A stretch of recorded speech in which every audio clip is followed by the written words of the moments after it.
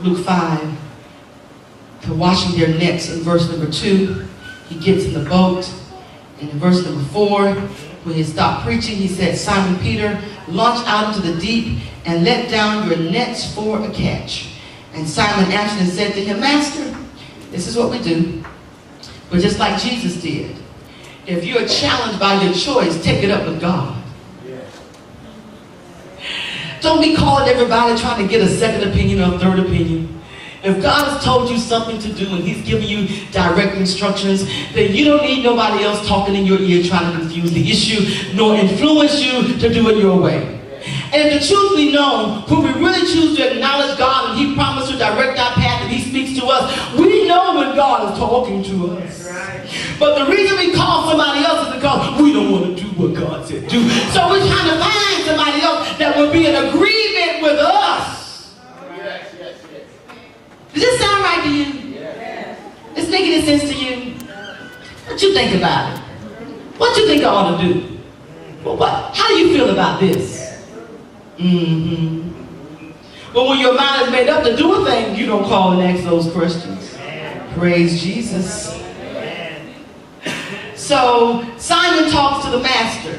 He says, Master, we've toiled all night and caught nothing. He makes a plain statement. And the plain statement is loaded. Number one, he does call him master.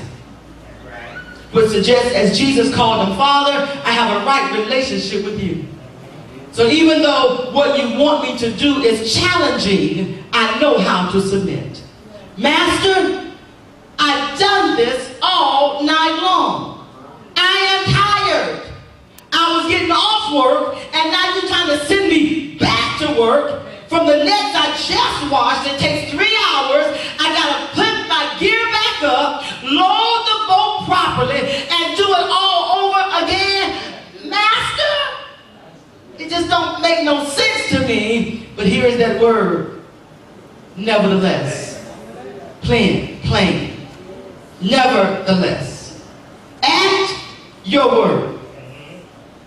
What's the next words? I will. Whoa. Here we go. Intentional. Not just intent, but intentional. Intentional differs from intent. Intentional means being determined. Intentional means being deliberate. Intentional is the adjective that means being thoughtful to plan it through, purposeful to fulfill it. It means I thought about it, I'm in agreement with it, and I'm going to follow through. Intent is just the object, it's the goal, it's the idea. So what I need to do is to help you and I come to a place where we just don't give God our good intent, but we have an intentional follow through. So when the choices become a challenge, we don't keep making the same cycles of mistakes that we have to regret in our decision making and keep falling short. Nevertheless, Peter says it like Jesus said it. Nevertheless, at your word, I will. Intentional. I don't like it. Be honest with God. It don't feel good. I would prefer it. If there was a plan B, yay, sign me up.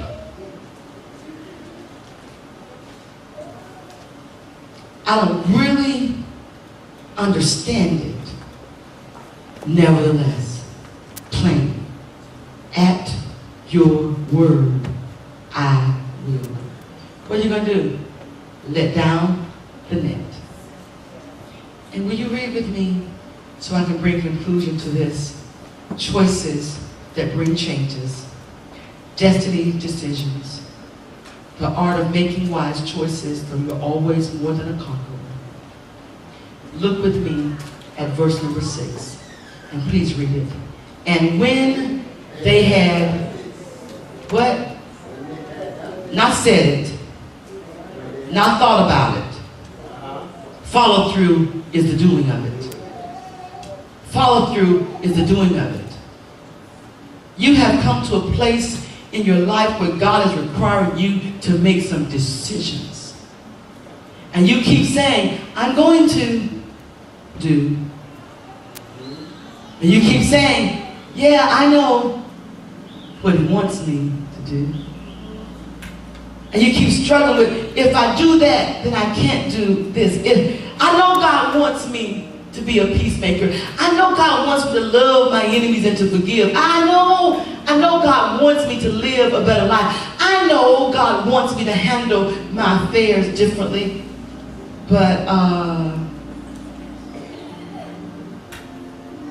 and you say, and I love God.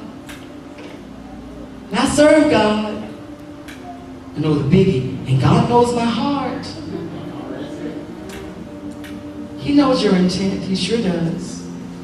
But he separates intent from intentional follow-through. The story is given of a father who said, son, I need you to go out to the field and work today.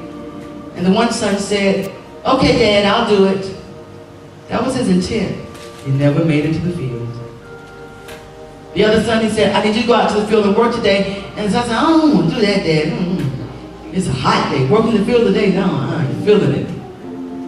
But he got himself up and he went out in the field and he worked. And the Lord used the parable to say, which of these two sons obeyed the will of the Father? And Jesus said, it was not the one who said it. It was the one who did it. Even though the guy said no, but his intentionality was stronger than his intent. And he did. Peter did this. And when they had done this, they caught a great number of fish that their nets were breaking. He had to signal for the partners to come because their boat filled up with fish so quickly, they began to sink. The art of making a wise decision. I spent 5 Sundays bringing you this word. Ask me why. Because it's time to put some divine order in our lives. We're coming to the middle of the year. And there's some stuff that's still chaotic and disorganized and disjunct and not productive. And we don't want to go into the next season of our year living like we've lived the first half of the year with stuff in our world not being as it ought to be. If you can think for a change, you can have change. If you can make the right decisions, you can create a future that's in agreement with God's destiny for you. So I'm not asking today for you to leap over walls, walk through hoops of flaming fire. What I'm asking is that you learn that intent is not enough, and God wants intentional follow through.